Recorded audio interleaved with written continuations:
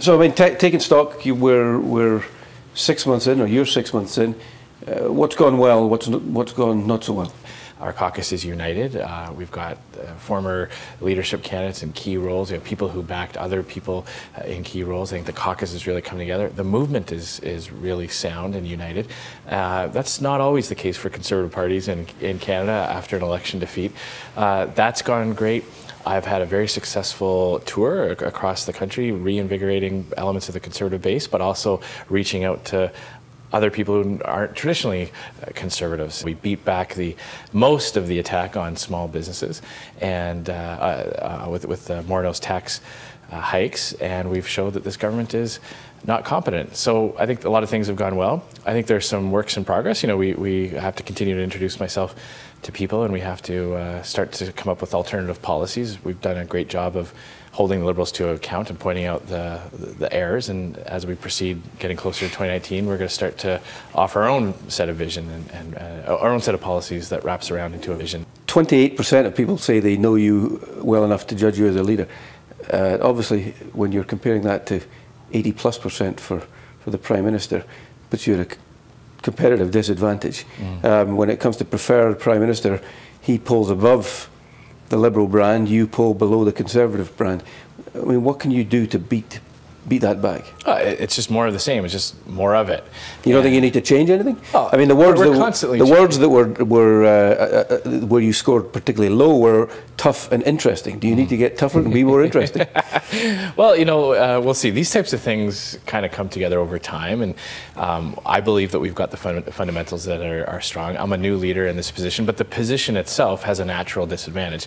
The Prime Minister can announce he's going to say something tomorrow morning, and it gets covered and it gets put out there. They have a very good PR team. They are very good at crafting images and getting that out. But what we're hearing is more and more people saying, okay, you know, we get it, we get he dresses well, we get the socks, we get the image that they're portraying, but it's the policies that are you know, not working. It's the competence, it's the mismanagement.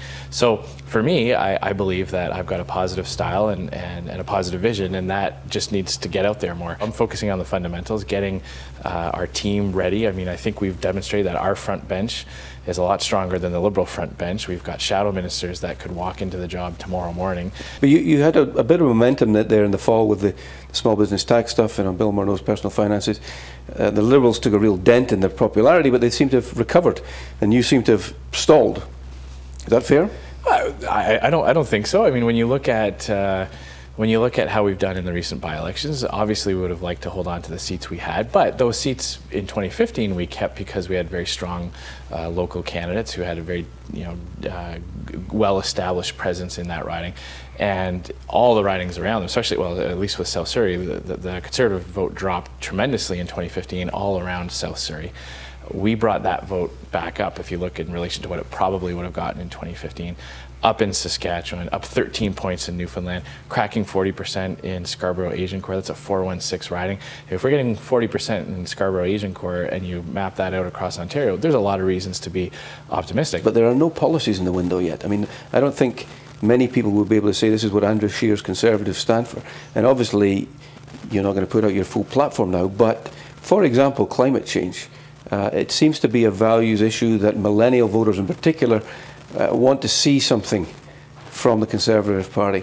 Otherwise, they just won't even consider voting for them. First of all, I think the Conservative record on this is positive. We were able to bring a lot of changes into effect that actually worked, and I've been philosophically and principally and ideologically opposed to a carbon tax, so that won't be part of the equation. You are right to point out that, especially with young voters, it can't just be what you're against, it's what you're for. What I've tried to do over the past 6 months, say, okay, here's what Andrew Scheer believes, and here's what the Conservative Party stands for, and how the two will come together and present an alternative in 2019, and it's based on greater individual freedom, a belief and trust in free people making free decisions in a free market, not government control and government deciding things, trusting individuals and communities and not-for-profits more than big government programs and policies. That always works better throughout the history of time. So what are we going to see in 2018 then from Andrew Scheer? Well, sure, it's going to stay on, that's for sure.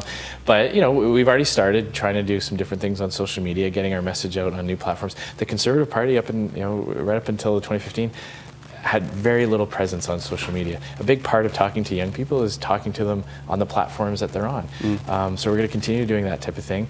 You know, people buy authenticity. When you look at political events, whether it's you know, Bernie Sanders on the left, or Ron Paul on the right, or you know, even people in the center, people believe in authenticity, and I think that's what I can offer people. And I'm going to, you know, be who I am, but try to innovate on how we get that out.